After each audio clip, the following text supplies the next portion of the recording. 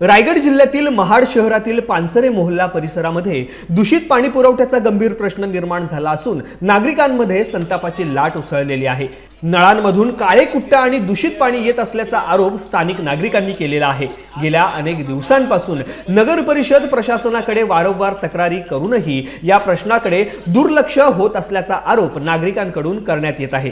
या दूषित पाण्यामुळे परिसरातील नागरिकांच्या आरोग्याचा प्रश्न ऐरणीवरती आला असून लहान मुले, ज्येष्ठ नागरिक आणि महिलांमध्ये चिंता व्यक्त केली जात आहे। दरम्यान 2 दिवसात पाणी पुरवठ्याचा प्रश्न मार्गी न लावल्यास कायदेशीर लढा उभारण्याचा इशारा सत्कार ग्रामीण फाउंडेशन रायगड संस्थेकडून देण्यात आलेला आहे। महाड नगर परिषद प्रशासनाने तातडीने शुद्ध पाण्याची व्यवस्था करावी अशी मागणी नागरिकांकडून होत आहे।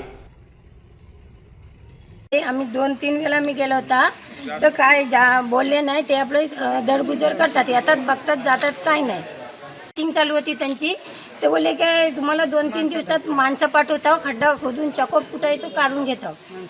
माणसं बघून गेली, तिथनं काय महिना झाला काय लक्षच नाही त्यांचं। आता हे पाणी एवढं घाण येतोय की माणूस पियाचा सोडा ते धुवायच्या पण लायकीचा पाणी नाही।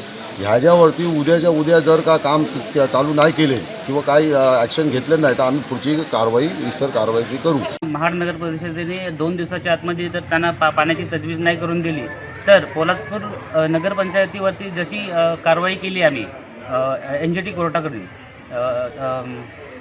नगरपंचायत पोलादपूर, त्यानंतर प्रदूषण मंडळ महाड आणि तहसीलदार पोलादपूर, तहसील कार्यालय पोलादपूर यांच्या तिघांना पण नोटीस गेलेली आहे। आता जर ह्यांची जर मागणी पूर्ण नाही झाली तर 2 दिवसामध्ये आम्ही महाड नगर परिषदेवरती तशीच कारवाई करू।